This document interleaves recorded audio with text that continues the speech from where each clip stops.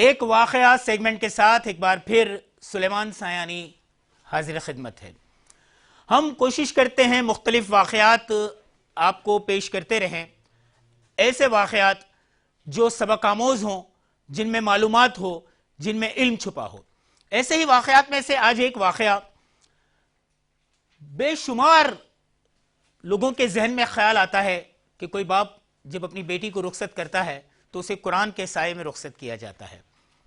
ہو سکتا ہے بہت سے لوگوں کو اس بات کی وجہ کا معلوم نہ ہو کہ قرآن کے سائے میں بیٹیاں کیوں رخصت کی جاتی ہیں۔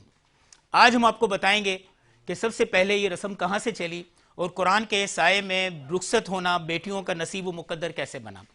اعلیٰ حضرت امام احمد رضا خان بریلوی صاحب کے زمانے کا واقعہ ہے کہ ایک شخص جو بہت مالدار اور رئیس تھا، اور اس کی بیٹی کی شادی کا وقت جب قریب آیا تو وہ اس کی بیوی اور بیٹی نے ایک بہت لمبی چوڑی فہرست اسے بنا کر دے دی کہ بیٹی کو جہیز میں یہ بھی دینا ہے، اللہ کا دیا سب کچھ، اور ہم اپنی بیٹی کو ہر چیز دیں گے۔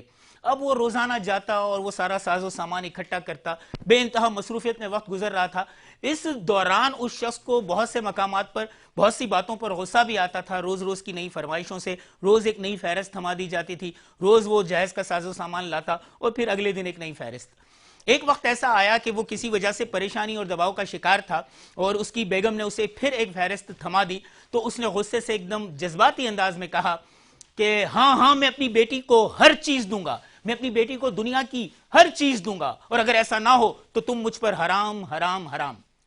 کہنے کو تو یہ الفاظ کوئی اہمیت نہیں رکھتے، لیکن در حقیقت شرعی نقطہ نگاہ سے دیکھا جائے تو اس نے اپنی بیوی کو ایک جذبات میں آ کے غصے میں جو الفاظ کہے تھے کسی بات سے مشروط کر کے، اس میں طلاق بائنہ چھپی ہوئی تھی۔ بائن طلاق یعنی کہ چھپی ہوئی طلاق۔ اب اگر وہ اپنی قسم پوری نہیں کرتا، اپنی بیٹی کو دنیا کی ہر چیز نہیں دیتا تو خود بخود اس کی بیوی کو یہ 3 طلاقیں ہو جائیں گی۔ اس نے جذبات میں آ کر یہ کام کر تو دیا مگر اب وہ پچھتانے لگا۔ اسی لیے کہتے ہیں کہ غصے میں اور جذباتی حالت میں کوئی ایسا لفظ منہ سے نہ نکالیں جو آپ کے لیے پچھتاوے کا سبب بنے۔ خیر، اب وہ پریشان، ایک طرف بیٹی کی شادی کی تیاری بھی ہو رہی ہے، فہرست کے مطابق اس کے جہیز کا سامان بھی اکٹھا ہو رہا ہے، اور دوسری طرف وہ یہ پریشان ہے کہ ایسا ممکن ہی نہیں کہ میں اپنی بیٹی کو دنیا کی ہر شے دے سکوں، کیونکہ کوئی باپ یہ نہیں کر سکتا، دنیا کی ہر چیز بیٹی کو دینا ناممکن ہے۔ اب وہ پریشان، مختلف علماء کرام اس زمانے میں جو تھے، مفتی کرام تھے، ان کے پاس وہ گیا، ان سے فتویٰ لیا اور سب نے کہا کہ یہ طلاق بائن ہے، اور اگر تم نے یہ شرط رکھی ہے کہ تم اپنی بیٹی کو دنیا کی ہر چیز دو گے اور اگر ایسا نہ کر سکے تو تمہاری بیوی تم پر حرام، تو اگر یہ شرط تم پوری نہیں کرتے تو طلاق واقع ہو جائے گی۔ اب وہ بہت پریشان، اسی پریشانی کے حالت میں ایک صاحب نے ان سے کہا کہ آپ اعلیٰ حضرت امام احمد رضا بریلوی صاحب کے پاس جائیں اور رحمت اللہ علیہ سے سوال پوچھیں، وہ آپ کو اس کا تسلی بخش جواب عنایت فرمائیں گے۔ وہ صاحب وہاں پہنچے اور پورا ماجرا، پوری صورتحال اعلیٰ حضرت امام احمد رضا خان بریلوی صاحب کی خدمت میں پیش کی۔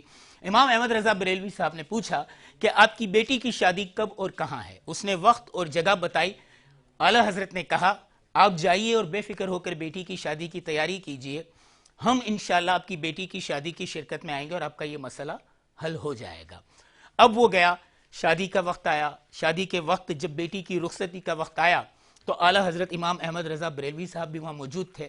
انہوں نے بیٹی کی رخصتی کے لیے جب انہیں وہ کھڑی ہوئیں اور رخصت ہونے کی تیاری تھی تو اعلیٰ حضرت قریب آئے اور انہوں نے اس شخص کے ہاتھ میں اپنے چادر مبارک سے قرآن مجید دی اور کہا قرآن مجید کا نسخہ اپنی بیٹی کے سر پہ سایہ کیجیے۔ اس نے اپنی بیٹی کے سر پر قرآن مجید رکھا اور وہ گھر سے باہر نکل کر دہلیز تک اور دہلیز سے ڈولی تک آئی۔ جب ڈولی میں بیٹھی تو اعلیٰ حضرت نے کہا کہ اب یہ قرآن پاک اپنی بیٹی کی گود میں دے دیجیے۔ اس نے بیٹی کو ڈولی میں بٹھا کر قرآن پاک اسے دے دیا۔ اعلیٰ حضرت امام احمد رضا خان صاحب مسکرائے اور کہا آپ کی قسم پوری ہو گئی، کیونکہ قرآن مجید فرقان حمید میں اللہ تعالیٰ ارشاد فرماتا ہے کہ ہم نے کائنات کی ہر شے کو اس کلام مبین میں اتار دیا۔ سبحان اللہ! دیکھیے اس شخص کی قسم کس طرح پوری ہوئی کہ کائنات کی ہر شے قرآن مجید میں اتار دی گئی، اور کائنات کی ہر شے، دنیا کی ہر شے اس باپ نے اپنی بیٹی کی گود میں رکھ دی، اس کی قسم پوری ہو گئی۔ وہ طلاق جس کا خدشہ یا خطرہ تھا وہ ٹل گئی۔ اس وقت سے یہ بات تمام لوگوں نے اسے ایک رسم بنا لیا، ایک رواج، ایک طریقہ بنا لیا کہ بیٹی کو قرآن کے سائے میں اس لیے رخصت کیا جاتا ہے کہ ماں باپ اپنی بیٹی کو گھر سے جاتے ہوئے، گھر سے رخصت ہوتے ہوئے، گھر سے ودا ہوتے ہوئے کائنات کی ہر شے قرآن مجید کی صورت میں سونپ دیتے ہیں۔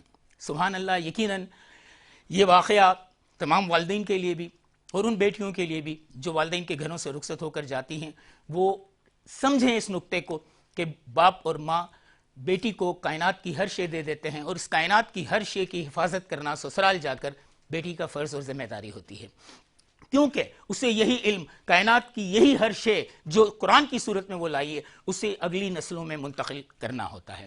آج کا واقعہ یہاں تک۔ حرف آخر کے طور پر میں پھر آؤں گا اس موضوع کی طرف جو آج ہم دن بھر، مطلب آج پوری نشریات میں جس موضوع پر بات ہوئی، یہ قبلہ اول تھا۔ یوم القدس ہم نے بنایا، بیت المقدس کے حوالے سے بات چیت ہوئی، یہ ہمارا قبلہ اول تھا۔ حضرت صلی اللہ علیہ وسلم کی خواہش تھی کہ قبلہ خانہ کعبہ کو بنا دیا جائے۔ وہ بار بار نماز کے دوران بھی بار بار اوپر دیکھتے تھے۔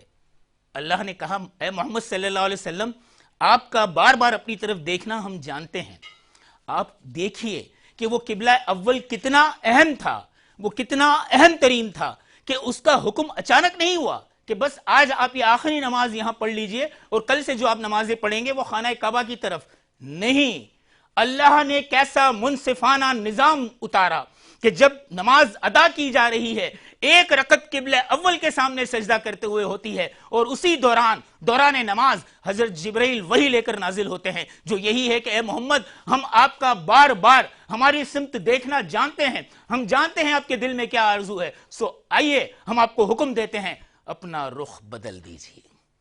اور دوسری رکعت میں امام و مقتدین کا رخ تبدیل ہو جاتا ہے۔ ایک رکعت کا سجدہ ہوتا ہے قبلہ اول کی طرف، اور دوسری رکعت کا سجدہ ہوتا ہے قبلہ دوم اور قبلہ حاضر خانہ کعبہ کی طرف، اور اس مسجد کو مسجد قبلتین کا نام دیا گیا، دو قبلوں والی مسجد جس میں نماز کی ایک رکعت ایک قبلے کی طرف رخ کر کے اور دوسری رکعت دوسرے قبلے کی طرف رخ کر کے پڑھی گئی۔